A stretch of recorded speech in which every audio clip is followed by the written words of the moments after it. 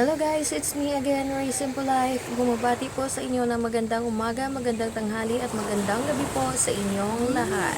Charan! Kumusta po sa inyong lahat at maraming salamat po sa inyong pagsubaybay, pagbisita at pagdaan sa aking mumunting bahay. Thank you po sa inyong lahat. At sana po ay samahan niyo po ulit ako hanggang matapos itong aking panibagong video. Tara po, dadalhin ko po kayo dito sa Dap-Dap Tangalan, Aklan. Let's go! At itong week na po ito ay lumabas ako sa 4 na sulok ng aming bakod dahil po nakaka-stress na talaga at nakakasawa ng tingnan ang pagbumukha ng aking kapatid at ng aking asawa.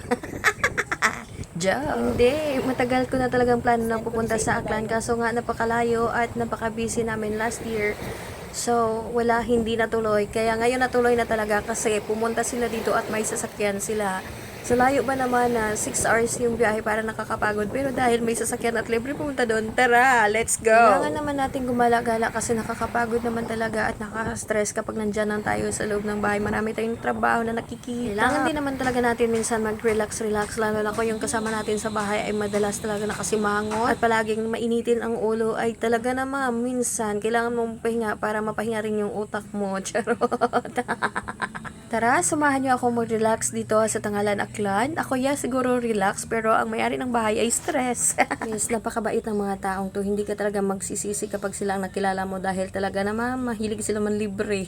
Pero promise, seryoso, sobrang napakabait ng mga taong ito. Hindi ka magsisisi kapag sila talaga yung nakasama mo. Kasi makikita mo talaga na kahit yung parang mababa ka sa tingin ng iba. Pero sila kapag nakasanayan mo, mag-feel mo talaga na itinuturing ka kong kapatid at hindi iba para sa kanila. Hindi lang ako, kundi pati lahat doon sa aming district ay pinapangarap na makabanding sila ulit. Thank you Ma'am Pearl Baldusa at Pastor Robert Baldusa at kay Ma'am Ima Hilyado. Thank you po sa inyong pag-accept sa akin dito sa inyong bahay. Siyempre, kailangan din natin minsan magpasipsip para maging libre ang ating pagstay dito, hindi ba? Kailangan din natin ng mga ganyan mga moves minsan. Nung una akong pumunta dito 4 years ago, ay hindi pa talaga ganito kaganda tong lugar na to. Marami pa dito mga ruma-ruma, maraming tinik at saka yung damo dito sa paligid. Pero ngayon, sobrang ganda ng ipinagbago dahil simentado na ang paligid nito. At kahit hindi pa ganun katapos ito, pero makikita mo na talaga kung gaano ito kaganda. Tingnan mo naman. Ito talaga yung hinahabog ko, yung sunset. Ang ganda talaga dito. At dahil uuwi na nga ako pagkasunod na araw at 1 linggo na akong nang iistorbo sa kanila, hindi pa rin talaga sila papayag na hindi ako ilibre dito sa vegetarian cuisine. Or kusini. Bahala kayo dyan. Ang importante, pagkain na lang. Basta food talaga is life yan para sa akin. At dahil makapal ang mukha ko, kaya tara, let's go! At habang hinintay nga namin ang food na in-order ni Ma'am para sa aming hapunan, ay tara, iikot muna tayo dito sa labas ng vegetarian resort. At ganito nga guys, kaganda dito sa labas at sa loob nitong resort na to. Tara, samahan nyo akong mag-ikot-ikot dito sa labas. Welcome dito guys sa Nutrition and Vegetarian Cuisine. Ito pala ang kanilang entrance. At ito naman ang sa harapan ng kanilang Resort. Dati daw ay magkadugtong yung lupang yun sa kabila at dito sa kinatatayuan ko. Dahil nagkahiwalay nga sila ay Makato Aklan na ang nasa kabila at dito naman ay Tangalan Aklan. Kahit nga nagkahiwalay ang dalawang lugar na to, sana itong dalawa na to ay merong forever. Sana all. At forever thank you nga po pala kay Sir Kanong Pango, Ate Rod's Channel, Ate Adelfa Argal Mix TV, Virgis Vlog, Divina Robertson's Vlog, Yuri Flant is My World, VR Vlog, Moise Channel, Marlis Polido, Gija. Maraming salamat po sa inyo. Kahit maghapon siguro akong nakaupo dito ay hindi talaga ako magsasawang panoorin ito, lalo na yung papalubog na sunset. Pagkatapos nga natin tumalagala dito sa labas at umikot-ikot, tara pasok na lang tayo sa loob dahil wala naman tayo nakitang forever dito.